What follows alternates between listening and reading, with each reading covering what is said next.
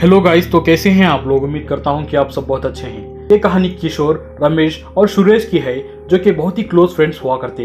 ये अपने गांव में एक फेमस रेस्टोरेंट, जो कि कुछ ही दिनों में बहुत ही फेमस हो चुका था अपने यहाँ बेचे जाने वाले मीट से, और जगह बहुत ही भीड़ थी।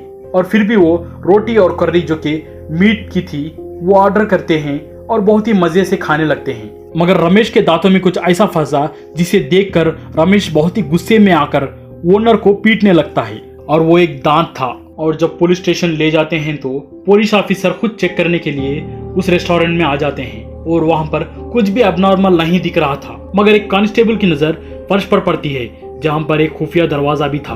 उस खुफिया दरवाजे को खोलकर ऑफिसर करण और कांस्टेबल नीचे की ओर जाते हैं, और वहां का भयानक मंजर देखकर कांस्टेबल की उल्टी निकल जाती है, क्योंकि कई आदमियों की लाश को चीर फाड़ कर लटकाया गया था और वो सारा रूम खून से घिरा पड़ा हुआ था। पुलिस इस केस पर इतना जल्दी एक्शन लेने की एक और भी वजह थी कि कई दिनों से टाउन में लोगों का मिस होना बहुत ही ज्यादा हो चुका था।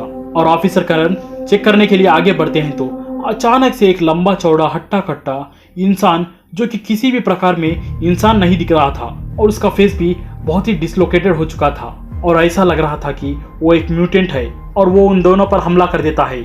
मगर वो दोनों जाबाज ऑफिसर उसे किसी तरह अपने गिरफ्त में ले लेते हैं। और फिर इन दोनों से पूछताछ करने पर पता चलता है कि उस होटल का ओनर और वो अजीब सा दिखने वाला बंदा दोनों भाई थे।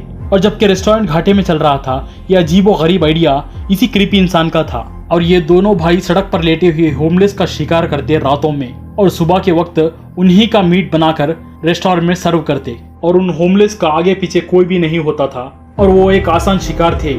इसीलिए दो भाई इसी तरह कईयों का मर्डर कर चुके थे।